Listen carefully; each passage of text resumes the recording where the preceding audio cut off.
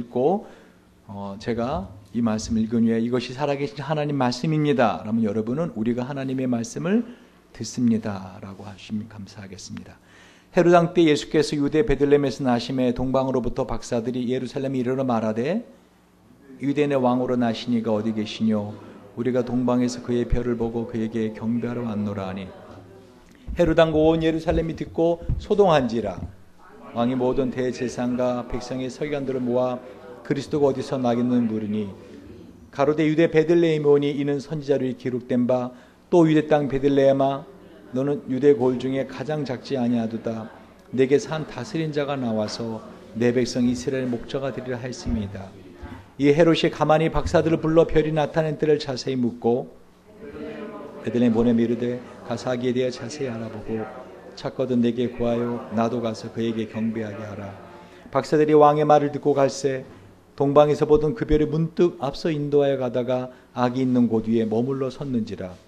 저희가 별을 보고 가장 크게 기뻐하더라. 집에 들어가 같이요. 집에 들어가 아기와 그 모친 마리아 함께 있는 것을 보고 엎드려 아기께 경배하고 보배압을 열어 황금과 유향과 몰약을 예물로 드리니라. 아멘. 첫 번째 PPT를 띄워주세요. 제가 지난 한 주간 동안에 흠뻑 빠졌던 오래간만에 제가 소설을 봤습니다. 김진명의 글자 전쟁. 도대체 이 책이 뭐길래 지금 계속 베스트셀러 1위를 자리를 차지하고 있는가? 우리나라 많은 사람들이 지금 이 글자 전쟁 김진명의 책을 보고 있습니다. 저는 김진명 씨의 책을 예전에 무궁화 꽃이 피었습니다라고, 이 김진명 씨는요 그냥 소설가가 아니에요. 팩트 서처라 그럽니다. 뭐냐면 사실을 찾아가는 사람이에요. 사실을 재밌게 글을 쓰는 사람이에요. 글을 만드는 사람이 아니라 사실을 재밌게 글을 쓰는 사람이에요. 그 전에 무궁화 꽃이 피었습니다도 실제로 박정희 대통령이 핵무기를 만들려고 했던 그 사건을 소설로 만드는 것이고, 이 글자 전쟁도 이 한자가 우리 한민족이 만드는 글자라는 겁니다. 그래서 이 한민족이 만드는 글자이기 때문에 이 한자가 소리를 낼 때, 여러분 영어든 한글이든 소리를 내는 소리 글자가 있죠. 백두산. 그리고 우리는 백두산 읽잖아요. 근데 한자는 이 앞에 자음 뒤에 모음으로 한자 자전에 보면, 이 한자의 대표적인 사전이 강의자전인데, 이 강의자전에 보면은 만약에 백두산 그러면은 이걸 갖다가 방맥이라고 합니다. 그러면 앞에 열불박자 쓰고 맹맥자 써서 앞에 비읍하고 뒤에 맥에 애기부터 백, 그리고 도후, 딸을 또 제우후 해서 도후. 근데 앞에 도가 되고 끝에 후가 돼서 두.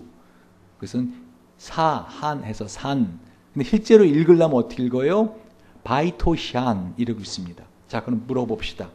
백두산이라는 단어가 바우토시안이 맞습니까? 백두산이 맞습니까? 백두산이 맞죠, 발음이. 제가 늘 말하지만 제 설교는 머리를 갖고 와 들으라고 지금. 그리고 아주 한자에 중요한 단어들이 있습니다. 아주 중요한 단어들. 예를 들면 사람이 죽었을 때 하는 그런 단어는 조자입니다. 이 조자는 바로 우리 동이족, 우리의 그 큰 활자에 사람이 서 있는. 궁금한 거 있으면 글자 전 책을 보세요. 무엇보다 우리는 다 알고 있는 한자, 이 논답자 있죠? 이게 한자에 없습니다. 그래서 이 한자에 왜 중국 사람들이 논답을 모르는가? 중국에 이 처음에 한자가 만들어질 때 거긴 논농사하지 않은 부부 지역이었기 때문에. 그래서 물 숫자 밑에 밭전자. 왜 밭에 물이 가득 고여 있는 것이, 우리는 밭농사는 그냥 씨를 하지만 논은 그렇게 해야 되기 때문에. 다시 말하면 지금 이 김진명 씨가 주장하고 있는 게 뭐냐면은 중국의 모든 문화는 우리에게서 나갔다는 겁니다. 근데 이게 1963년 이 발견된 중국 서안의 피라미드, 1963년에 발견됐는데 이 어마어마한 피라미드 촌이 지금 전 세계에서 가장 큰 피라미드가 어디 있는지 아십니까? 서안에 있습니다. 이집트 피라미드의 2배 이상 높습니다. 큰 건 63빌딩보다 높습니다. 어마어마한 피라미드가 이렇게 많이 발견되었는데 1963년에 중국은 이거를 폐쇄시키고 있습니다. 외부인들 접근 못하게 합니다. 처음에 학자들이 처음에 가서 기절을 한 겁니다. 왜? 여기서 나오는 것들이요, 약 2800년 전, 3000년 전에 있었던 백김치가 그대로 나오기 시작합니다. 거의 3000년 전에 있었던. 그리고 여기서 나오는 증거들이 바로 중국의 모든 문화는 우리 동이족, 우리 바로 한민족이 만들어준 거라는 증거들이 이 오래된 피라미드에서 쏟아져 나오기 시작하는 겁니다. 그래서 중국은 황급히 이 지역을 다 폐쇄시켜버리고 외부인 절대 출입 금지시키고 지금까지 여기를 댐으로 숨을 시키기 위해서 댐 공사를 합니다. 지금 중국은 역사를 왜곡하려고 합니다. 넘겨보십시오. 제가 직접 찍은 사진입니다. 지난 8월에 가서. 지금 중국은 만리장성을 쌓고 있어요. 이 중국 호산에 가면은 북한과 접경되어 있는 곳입니다. 원래 만리장성은 산해관에서 끝납니다. 북경의 동쪽에. 그런데 이 만리장성을 잇고 있습니다. 만리장성과 똑같은 모양, 똑같은 크기의 성을 지금 진시황이 죽은 지가 언젠데 지금 이걸 만리장성이라 크게 써붙였어요. 원래 이 성은 우리 고구려 박작성입니다. 그 박작성으로 가는 길을 찾지 못하게 길을 폐쇄시켰더라고요. 제가 그래서 이 올라가서 도대체 그 박작성이 어디 있는가 했더니 저 산의 저쪽에 아주 조그마한 성 하나가, 그거를 사람들이 가지 못하도록, 관광객 가지 못하도록 길을 폐쇄시켰어요. 지금 만리장성을 쌓고 있어요.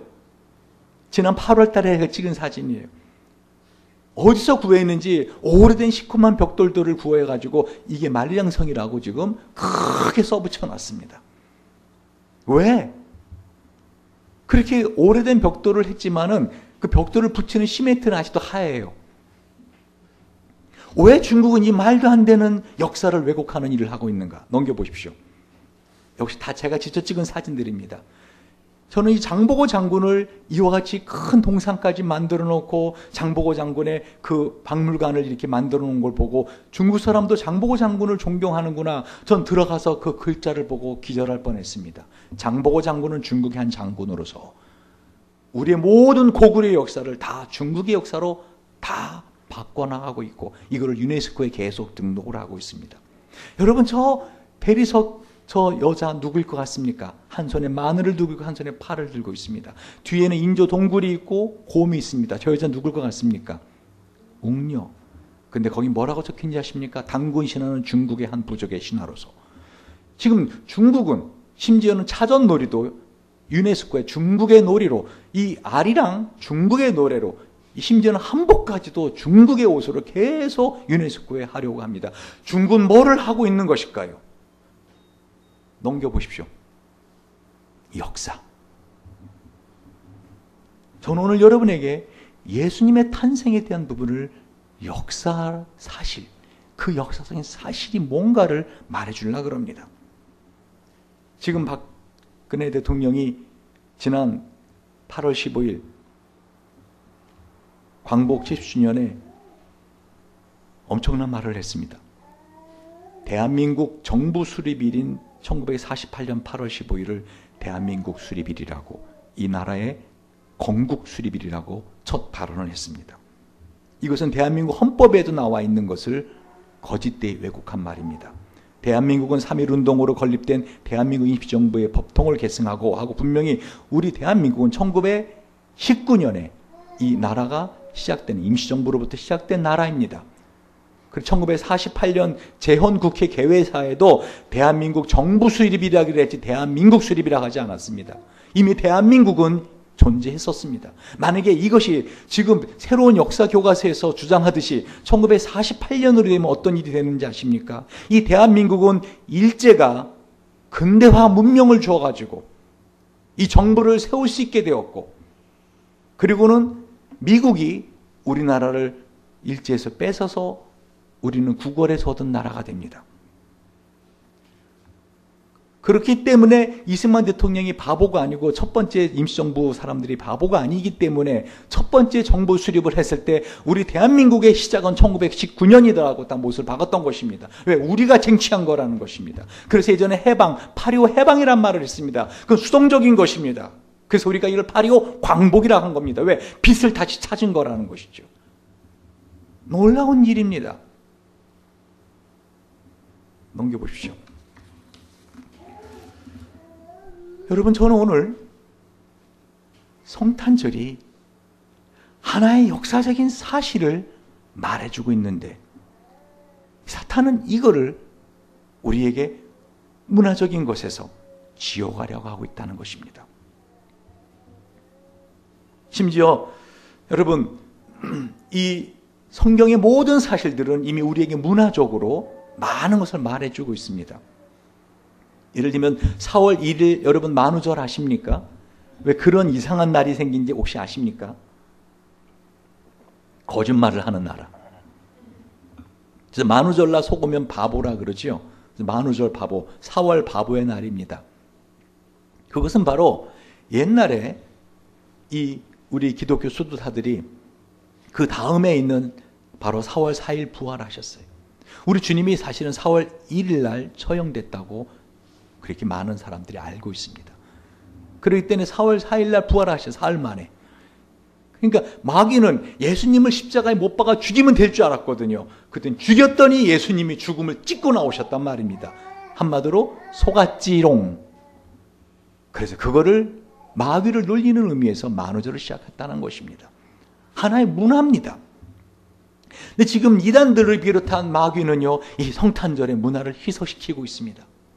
예전에는요, 이 12월만 되면은요, 거리가 캐롤송으로 넘쳐났습니다. 특히 레코드 파는 가게 있죠, 예전에. 그 가게는 스피커를 앞에 내어놓고 온통 길거리마다 캐롤송을 연했습니다. 근데 이단들은 이것은 태양신을 섬기는 날이었다, 이런 헛소리들을 하면서 아예 이 성탄절을 없애려고 합니다. 저는 오늘 특별히 여러분에게 이 성탄목에 대해 잠깐 말씀드려보고자 합니다. 이 성탄목은 사실 1600년경에 독일에서부터 시작된 유래인데 어떤 분들은 마틴 루터가 이걸 시작했다라고도 합니다.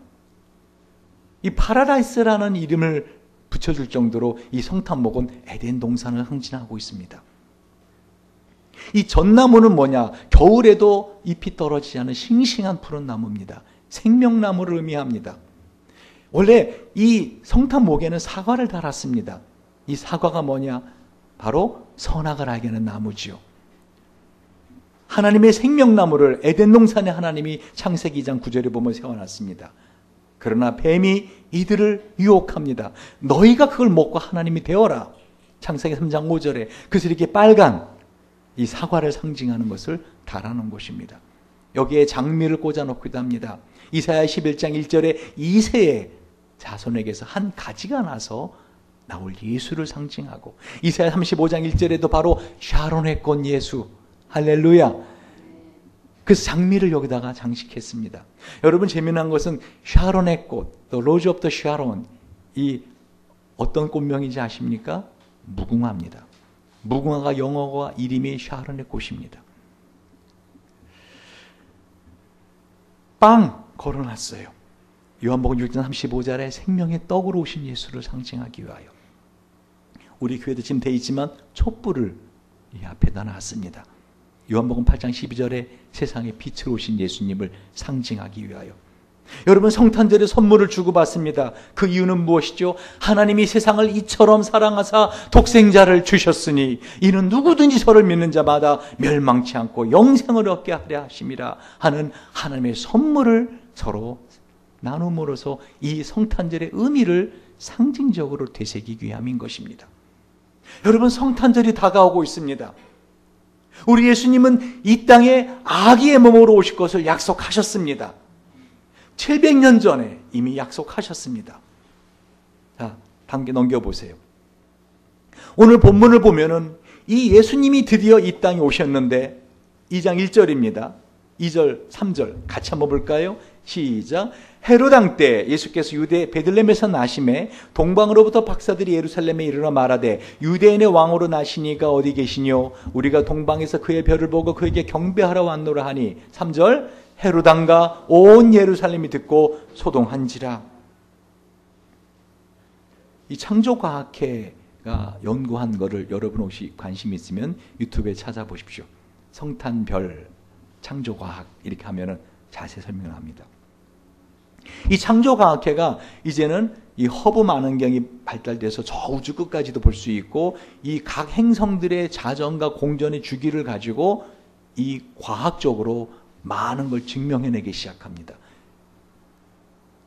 예수님이 탄생했던 이때 여러분 이 우리 태양계에 행성이 있죠. 뭐죠? 수금, 지화, 목토, 천해명. 모르십니까? 근데 예수님이 탄생할 때 이 과학자들이 이 행성들의 주기를 봤더니 예수님 탄생하기 전에 이 왕의 행성을 의미하거든요. 목성. 그래서 옛날 고대 사람들은 이 목성을 주피터라고 했어요. 왕의 행성을 말합니다. 그리고 그 위에 토성. 이 목성이 얼마나 큰지 아십니까? 지구의 10,000배도 넘습니다. 토성은 더 큽니다. 하여간 이 큰 별들을 갖다가 이 토성은요, 이 목성의 아버지로서 세툰이라고 불렀습니다. 여러분, 이 목성과 토성이 춤을 추듯이 주기를 벗어나지 않는 한도 내에서 요동을 했다는 사실 아십니까? 그 창조학회가 여러분 궁금하면 들어가 보십시오. 창조를 밝혀냈습니다. 도대체 이 동방 박사들이 본 별이 뭔가 봤더니 바로 그 토성과 목성이 춤을 추듯이 막 어우러지는 그 별을 본 겁니다. 한마디로 왕 중 왕이 태어나셨다는 것입니다. 여러분, 이것은 좀 너무 목사님 좀 뻥 치시는 것 같습니다. 천지창조 네 번째 날 하나님이 별과 해와 달을 만드시고 창세기 1장 14절에 이렇게 말씀하십니다. 하나님이 가라사대 하늘의 궁창에 광명이 있어 주야를 나누게 하라. 또 그 광명을 하여 징조와 사시, 사계절과 일자와 연한이 이루라. 여러분, 이 시간도 하나님이 창조하신 겁니다. 그런데 그 별을 만드시고서는 뭐를 이루게 하려고요? 징조를 알려주라는 것이죠. 하나님이 우주의 별을 통해서 이 땅에서 일어날 커다란 사건들에 대해서 징조를 알려주신 겁니다. BC 1446년에 1406년경에 여러분 혹시 발람과 발락 들어보셨습니까? 바로 파괴자라는 이름의 의미인 모압왕 발락이 멸망자라는 이름의 의미인 발람이라는 주술가를 불러옵니다. 그 성경을 보시면은요, 발락이 발람을 찾아가서 이렇게 말합니다. 당신이 하는 말은 그대로 말대로 되더이다. 그러니 와서 이스라엘을 저주해달라고. 그리고는 산에 데리고 가서 이스라엘 진영이 있는 곳을 보여줍니다. 자, 저주하라. 이스라엘 저주하라. 당신 말대로 되니까 저주하라. 근데 발람은 오히려 입에 축복을 쏟아내기 시작합니다. 민수기 24장 17절에 보면 내가 그를 보아도 이때 일이 아니며 내가 그를 바라보아도 가까운 일이 아니로다. 한 별이 야곱에게서 나오며 한 홀이 이스라엘에게서 일어나서 이미 BC 1446년째 이 발람 선지자 입술을 통해서 별이 나타날 것을 예언했다는 것입니다. 여러분, 동방 박사들은요, 그 별을 보고 확신한 겁니다. 드디어 오셨다. 왜 사람이 이 고통 속에 살다가 죽는가? 우리 사람을 이 고통 속에 살다 죽지 않게 하실 분은 없는가? 우리가 영원한 생명을 얻을 수는 없는가? 근데 그 생명의 길을 주실 분이 태어나셨다는 거죠. 여러분, 고대 신앙인들의 신앙을 얕보지 마십시오. 아브라함이 믿는 하나님 어떤 하나님이라겠습니까? 죽은 자를 살리신 하나님으로 부활의 하나님을 믿었습니다. 욥기서를 보면은요, BC 2500년경에 써진 욥기서를 보면 욥기 뭐라고 고백하는지 아십니까? 와야니 아다띠 꼬아리 하이. 내가 확실히 알기로는 와야니 야다띠, 내가 확실히 알기로는 고아리, 나의 주가 하이 살아계신다. 욥도 부활의 신앙을 가졌습니다. 이 동방 박사들은 지금 태어나는 저 아기가 누구인가를 알았다는 겁니다. 그걸 어떻게 알아요? 그들이 갖고 온 선물을 보십시오. 그것은 보통 선물이 아닙니다. 그래서 바로 예수님이 이 땅에서 하시는 사역을 상징하는 물건들이었습니다. 그들은 황금을 가져왔습니다. 예수님이 이 땅에 왜 오신다고요? 이 땅의 통치자로, 왕으로서 오신다는 것을 상징하였습니다. 그들은 유향을 가져왔습니다. 이 유향은 바로 제사장들이 쓰는 겁니다. 예수님이 이 땅에 오신 이유가 뭐라고요? 하나님과 우리 사이의 중보자로 오시는 분이시라는 것이죠. 그들은 아기가 태어난 집에 가져가서는 안 되는 물건, 곧 사람이 죽으면 시체 방부제에 쓸 몰약을 갖다 줬습니다. 우리 주님이 이 땅에 우리 인류의 죄를 대신하여 십자가에 죽으실 분으로 태어나신다는 것을 이 동방박사는 알았다는 겁니다. 여러분, 선물을 줄 때, 선물을 준비할 때 아무거나 준비합니까? 이 사람이 뭘 필요로 하는가? 그럼 고민 안 하십니까? 이 사람이 뭐가 필요할까? 다시 말하면 이 성탄목이 보여주는 것처럼, 저하고 눈이 안 마주치는 분 눈을 좀 마주치세요. 좀 자리를 좀 옮겨보세요. 유아실도 마찬가지고, 유아실 소리가 들리나요?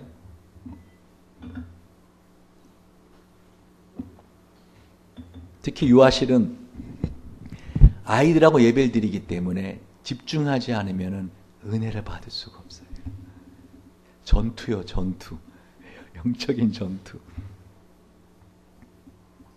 보세요. 성탄목은 말씀드린 것처럼 선악을 알게 나무와 생명나무가 있는 바로 에덴 동산의 나무를 상징합니다. 그걸 상징하는 나무예요.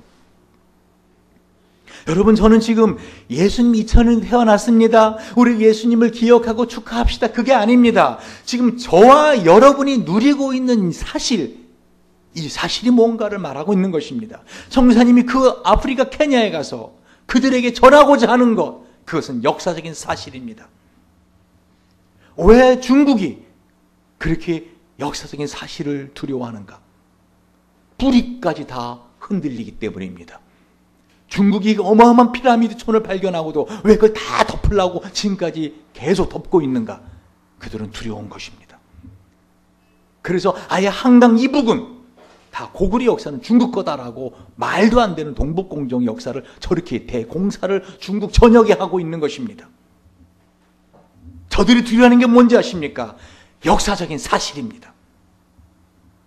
박근혜 대통령이 자꾸만 저렇게 바꾸려고 하는 이유가 뭔지 아십니까?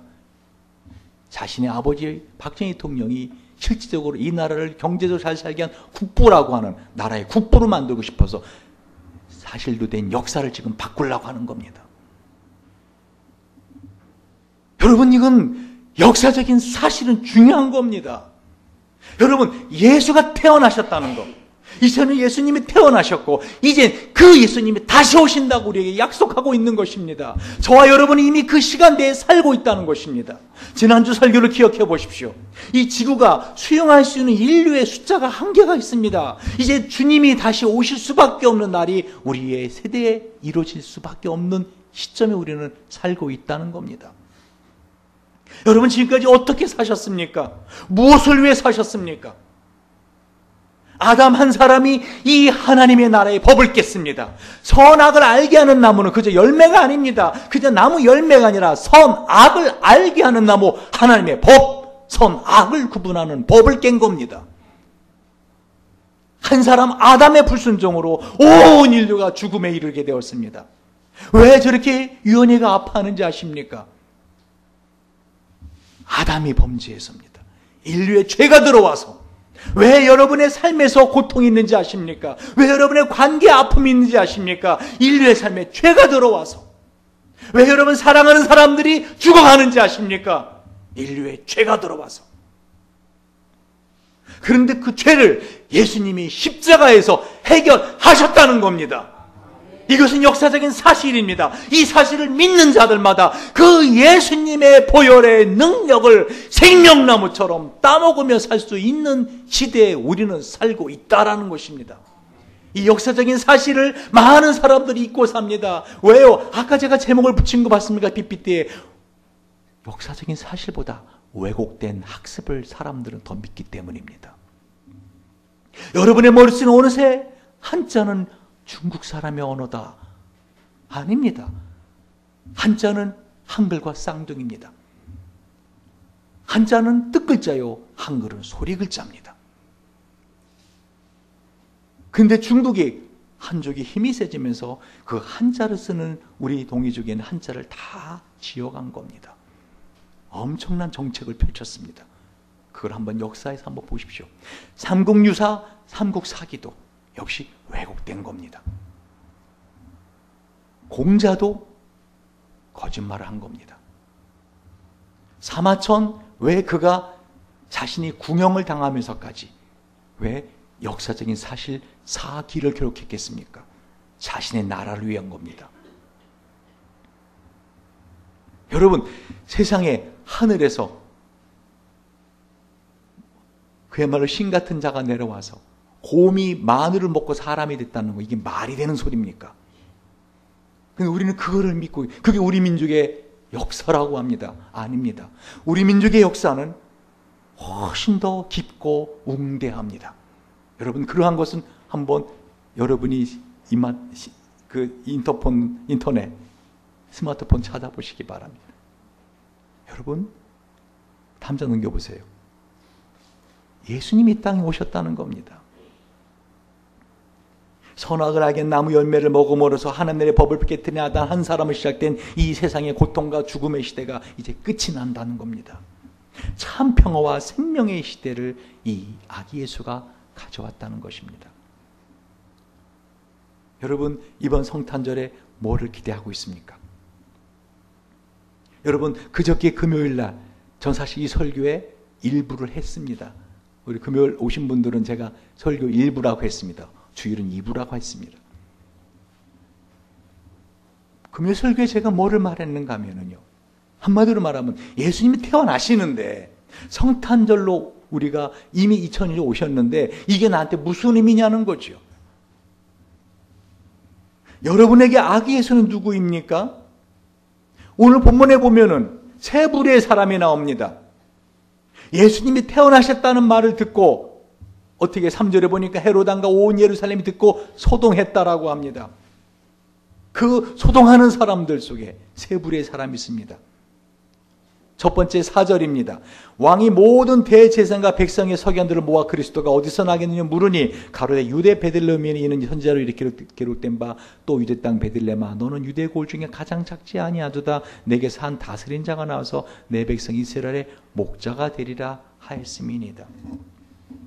여러분, 이 대제사장과 서기관들은 어떤 사람들입니까? 이들은 왜 살고 있는 존재들입니까? 뭐 하는 사람들입니까? 이들의 목적이 뭡니까? 왜 삽니까? 이들은 이 메시아를 기다리는 사람들입니다. 서기관들은 성경의 말씀을 연구하는 사람들입니다. 이 구약 성경 전부는 뭐를 말하고 있습니까? 예수님이 오신다. 예수님이 오신다. 신약 성경 전부는 뭐를 말하고 있습니까?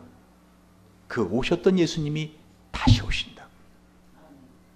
그 예수님이 다시 오시면 이 세상은 불로 다 태워질 것이며 이 하늘과 땅은 새롭게 새 하늘과 새 땅으로 변화될 것이며 그곳에서 우리는 천사들을 거느리며 왕 같은 존재로 영원히 살 것이다. 이 인생은 금방 지나간다. 벌써 12월입니다. 여러분, 인생 금방 지나갑니다. 그러면 이 땅에서 내가 해야 될 일이 무엇인가? 그래서 영원한 하나님 나라를 준비하는 삶을 살아야 된다는 것입니다. 그런데 마귀는 그런 우리를 준비하지 못하도록 끊임없이 세상의 것에 마음이 팔리게 합니다. 세상의 유혹에, 세상의 쾌락에, 세상의 탐닉에 우리의 마음을 빼앗기게 합니다. 그래서 성탄절에 우리는 다시 한번 예수는 나에게 누구인가를 생각해 보라는 것입니다. 이 종교인 같은 사람으로 여러분 남은 생을 살아가시겠습니까? 이들은 말로는 메시아를 기다리는 삶이었다고 말합니다. 말로는 하나님을 사랑한다고 그럽니다. 머리로는 신앙합니다. 그러나 가슴과 몸으로는 타성적인 생활에 붙들려 있던 사람들입니다. 여러분 궁금하지 않았을까요? 세상에 그 먼 곳에서 이 동방박사들이 왔습니다. 이 동방박사들은 특별한 지위에 있는 사람들입니다. 안 그러면 왕이 만나 주겠습니까? 이 동방박사들은 세몇분이 아니었습니다. 왜? 그들이 데리고 있던 종들이 같이 왔을 것이고 그 먼 길을 여행하려면 음식들도 다 싸갖고 왔어야 되고 들판에서 노숙하려면 텐트도 다 준비했을 것이고 한마디로 긴 행렬이었습니다. 온 예루살렘이 듣고 어땠다고요? 소동했다 그러잖아요. 소동했다고. 근데 이들은 왜 예수님에게 안 갔냔 말입니다. 그들이 그렇게 기다리던 메시아가 베들레헴에 나셨다는데, 그래서 먼 나라에서 이렇게 동방박사들이 왔다는데 이들은 왜 안 가죠? 대제사장과 서기관들은. 전 그게 정말 궁금했습니다. 저 같으면 호기심이라도 한번 가봤을 것 같아요. 호기심으로라도. 안 갑니다. 왜요? 왜 안 가죠? 이들은 해야 할 일이 많았던 것 같아요. 자신들이 해야 할 일, 내가 해야 할 일, 말로는 하나님 내 인생을 주관한다라고 하나님이 살아계신다고 하면서도 사실 내 인생은 내가 해야지. 내가 해야 할 일, 내가 고민해야 할 일, 내가 즐겨야 할 일들에 붙들려 있었기 때문에 이들은 그 베들레헴까지 가는 것을 거려했던 것입니다. 먼 길도 아니었습니다. 어쩌면 저와 여러분의 마음에 이 세 부류의 사람들의 마음이 있지 않을까 싶습니다. 여러분 어떤 마음으로 살아가십니까? 하나님 믿는다고 합니다. 영원한 세상에 오면 나도 하나님 나라에서 천사들을 거느리는 왕처럼 살 거라고 머리로 압니다. 그러나 실상 그 몸은 움직이지 않습니다. 하나님을 예배하는 자리에 가지 않습니다. 저 성경님처럼 이 복음을 전하러 가는 그 자리에 가는 것을 싫어합니다. 두 번째 부류의 사람은 이 헤롯 같은 사람입니다.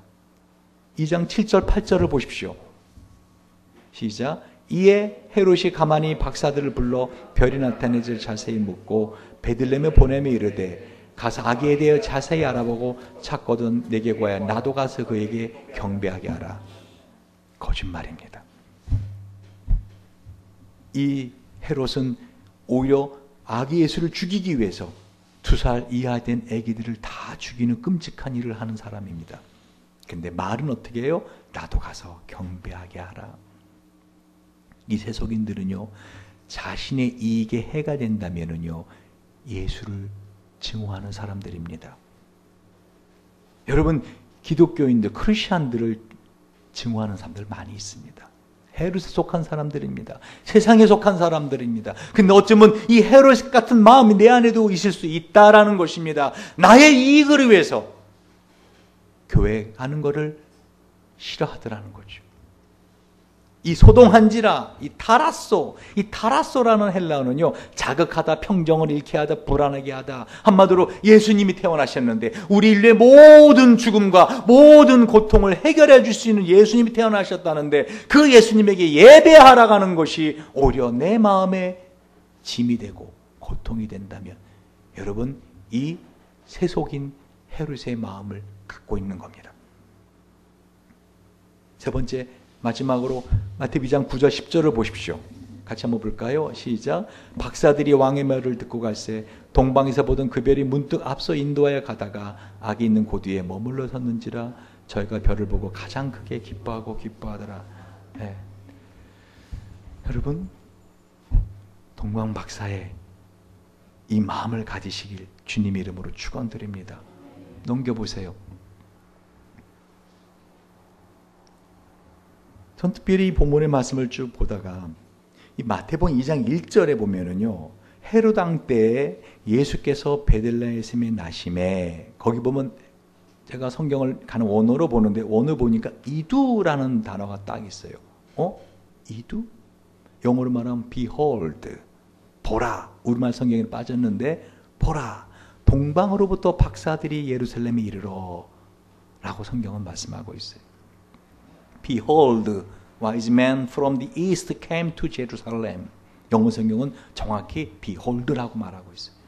뭐를 말하는 것 같아요? 이 세상 사람들, 예수가 이 땅에 오셨든지 말든지 올 건지 말 건지 관심들 없습니다. 그냥 교회 가서 예배 드리고 자기는 예수 믿는다고 난 죽어 천국 갈 거라고 착각하고 오해하고 있는 사람들, 그 사람들에게는요, 성탄이 커다란 의미 없습니다. 그저 선물이나 좀 받으면 좋겠다, 뭐 그 정도입니다. 친구들 좀 만날까? 그 정도입니다. 예수님이 베들레헴에 태어나셨다고 하는데 헤롯 같은 마음을 가진 사람들, 또는 그 예루살렘 성에 있던 수많은 사람들은 바로 다 메시아를 기다리던 이스라엘 사람들입니다. 그러나 그들의 마음에는 그런 기쁨도 없었고 설렘도 없었고 기대도 없었습니다. 혹시 저와 여러분의 마음에 이번 성탄절이 이 헤롯이나 이 일반 세속 사람들의 마음과 같은 마음으로 성탄절을 기다린다면 여러분 다시 한번 자신의 신앙을 점검해 보십시오. 여러분 안에 이 동방박사의 마음이 있어야 됩니다. 보라, 보라. 마치 이걸 영화로 찍는다면요, 세상의 모든 사람들은 관심 없습니다. 아기 예수가 태어나셨든지 말든지 앞으로 오시든지 말든지, 그런데 그 중에 한 무리의 사람들이 오직 아기 예수께 예배하는 것만을 목적으로 그 먼 길을 와서 드디어 등장하는 것입니다. 영화로 보면은 음악이 달라집니다. 배경음악이 달라집니다. 잔잔잔잔잔잔, 뭔가 대단한 일이 일어날 것 같은 배경음악이 달라지면서 동방박사들이 등장하더라는 것입니다. 여러분, 저는 이번 성탄절이 정말 여러분이 아기 예수를 다시 한번 그 마음에서 만나보는 시간이 되길 바랍니다. 그저 다성에 젖어 있는 신앙이 아니라 정말 이 아기 예수에게 경배하기 위해서 목숨을 걸고 자신의 어떤 전부를 가지고 왔던 동방박사들 같은 마음이 되시기 바랍니다. 여러분, 이번 성탄절날 무엇을 주님에게 드리려고 준비하고 있습니까? 서로 선물 교환이 있으니까 목사님 이번에 선물 교환 좀 빡세게 하라는 거구나. 성탄절 헌금 거두려고 또 저러시네. 뭐 어이가 없거든요. 아니거든요. 주님께서 받고자 하는 것은 마음입니다. 여러분, 귀한 선물을 사랑하는 사람을 위해 준비했을 때 그것을 빨리 건네주고 싶어서 그날을 기다리던 적 없으십니까? 그 가운데 있는 사진이 뭐냐면요, 제가 영국 유학 시절에 학교 가는 길에 중고 가게에서 그 집, 스위스 모양의 집 있어요. 근데 많이 부서졌어요. 그 밑에 태엽을 감으면 이게 저것처럼 지붕을 딱 열잖아요. 소리가 나요, 거기서. 아세요? 차인벨 소리가 나는 거. 그래서 그게 얼마냐 그랬더니 그때 되게 쌌었어요, 하여간에. 그때 그 파운드로 50파운드? 그러니까 우리한테는 500원 정도. 그러면서 이거 많이 부서졌는데 그 중고 가게 숍 아저씨가, 그래서 제가 수리할 테니까 주세요 하고선 가서 제가 여러분 이거 보면 그 안에 보면은요, 제가 조그만 그 톱도 제대로 없어갖고 칼로 그냥 이렇게 만들어서 잘라낸 나무로 밑에 그 집 안에 그 천장도 만들고 제가 그거를 하고 본드로 붙이고 떨어지는 거 붙이고 집 옆에 난간들 본드로 떨어지는 거 붙이고 하여간 또 안에 안 보이게 사진을 갖다 또 찍어가지고 그 한 거를 갖다 사진을 크게 붙여서 그만한 크게 사진 중에서 여기 들어갈 만한 사진이 뭐가 있는가 하고서는 제 안에 생일 선물로 준비했던 적이 있습니다. 전 이거를 준비하면서 혹시 아내가 미리 알까봐 이걸 갖다가 제 학교에 도서관의 제 자리에 이걸 박스에 놓고, 그리고 시간 될 때마다 그걸 쪼물락 만지면서 8월 10일이 오기를 기다렸던 거 아십니까? 그리고 8월 10일 됐을 때 이걸 마치 그 가게에서 지금 사고 오는 것처럼, 여보 이거 봐 하고서는 이거를 선물했었습니다. 여러분 정말 예수님이 기뻐할 만한 선물을 준비해 보십시오. 여기서 이 동방 박사들이 예수님에게 나와서 경배하다라는 단어는요, 프로소쿤네오. 이 프로소쿤네오가 뭐냐면요, 이 개가 엎드려서 주인의 손을 핥듯이 자신을 완전히 굴복하여 순복하여 키스하다라는 뜻입니다. 여러분, 이번 성탄절 늘 오는 성탄절처럼 맞고 싶지 않습니다. 그래서 이번에 비록 시간이 짧지만은 한번 칸탄타도 준비해보자. 한번 크리스마스 이브날도 이렇게 한번 신나게 한번 준비를 해보자.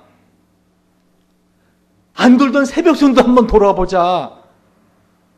왜 그런지 아시겠어요? 왜 우리가 이렇게 하는지. 주님의 성탄절은 세상 사람들처럼 그저 12월 25일 날 왔다 그냥 끝나는 게 아니라는 것입니다.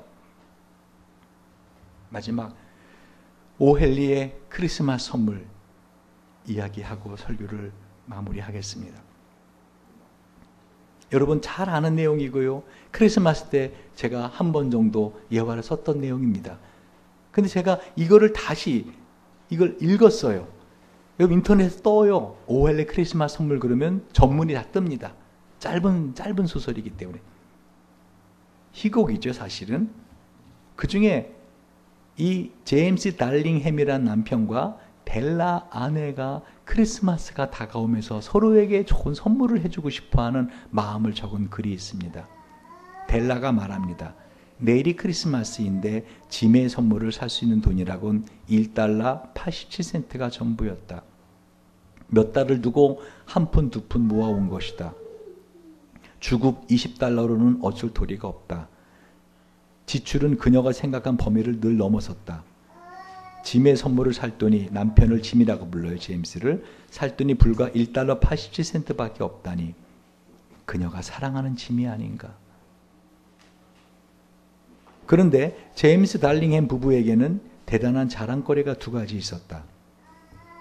하나는 짐이 할아버지 때에서부터 물려받아 온 금시계였다. 다른 하나는 델라의 머리채였다. 솔로몬 왕의 왕비인 시바가 만일 바람벽을 사이에 둔 옆집에 살고 있다면 델라는 늘 창문 바깥으로 머리채를 늘어뜨리고 그 왕비의 보석과 타고난 미모를 송두리째 무색하게 만들었을지도 모른다. 지하실에 보물을 산더미처럼 가지고 있는 솔로몬 왕이 이 집의 관리인이었다면 짐은 그가 지나갈 때마다 자기의 시계를 꺼내어 왕으로 하여금 탐이 나게 해서 자꾸 수염을 쓰다듬는 걸 보게 되었을는지도 모른다. 아시겠어요? 이 소설 기억하세요? 이 두 부부는 서로에게 가장 좋은 선물을 주고 싶어 합니다. 크리스마스 때. 근데 이 짐이, 남편이 갖고 있는 금시계는 너무나 오래돼 갖고 가죽줄이 다 낡아가지고 차고 다니지 못합니다. 그냥 집에 두고 다니면서 가끔 봅니다. 근데 이 남편에게 이 금시계를 살 수 있는 은시계 줄을 사고 싶은데 그만한 돈이 없는 겁니다. 1달러 87센트. 우리나라 돈으로 얼마입니까? 한 200원? 그러니까 적은 돈입니다. 가난한 부부입니다. 근데 이 델라에게는 이 보시는 것처럼 긴 머리채가 있었습니다. 이 머리를 잘라는 겁니다. 이 머리채를 잘라서 그 머리카락을 판 돈으로 남편의 은시계줄을 사서 준비합니다. 남편은 자신의 아내의 긴 머리, 아름다운 머리를 이렇게 손질해 줄 보석이 달린 머리빗을 자기의 시계를 팔아서 선물을 준비합니다. 그리고 드디어 크리스마스 날 아내는 남편을 기쁘게 해주고 싶은 마음으로, 그리고 남편이 자신이 잘라진 머리카락을 좋아해 주길 바라는 마음으로 문을 엽니다. 남편은 깜짝 놀랍니다. 아내가 말을 합니다. 여보, 나를 그래도 사랑스럽게 봐주세요. 머리는 잘랐지만 나는 그대로예요. 그리고 남편은 그 아내에게 선물을 받습니다. 그것은 바로 이미 아내의 머리빗을 사기 위해서 팔은 금시계를 사기 위한 은시계 줄이었습니다. 남편은 웃으면서 자기의 선물을 내어줍니다. 읽어보겠습니다. 델라의 희고 재빠른 손가락이 끈과 포장지를 풀었다. 그러자 기뻐 어쩔 줄 모르는 환성이 터져나왔다. 뒤미쳐 가엾게도 갑자기 여성의 발작적인 울음이 터져 방 안은 눈물바다로 변했다. 여러분, 이런 선물을 주님이 받고 싶은 겁니다. 이번 성탄절날 여러분 결심을 한번 해보십시오. 정말 내 안에 아기 예수가 다시 한번 태어나소서. 하나님, 제가 내년부터는 변하겠습니다. 정말 이 세상을 살아가는 존재가 아니라 영원한 하나님 나라를 준비하며 다시 오실 주님의 마음을 기쁘게 해드리는 그런 사람으로 내가 변해보겠습니다. 근데 내 안에 그런 능력도 없고 의지도 약합니다. 주님, 내 안에 오셔서 내 안에는 그저 짐승의 이 배설물 같은 냄새가 아직도 납니다. 하나님, 내 안에 아직도 짐승의 울음소리 같은 세상을 향한 욕망의 소리가 나옵니다. 그러나 그렇게 고백하는 그 사람 안에 아기 예수의 울음소리가 나오는 걸 믿으시기 바랍니다. 여러분, 진정으로 이번 성탄절을 그냥 준비하지 맙시다. 우리 조그마한 교회지만 최선을 다해서 주님의 나심을 축하해 드립시다. 기도하시겠습니다.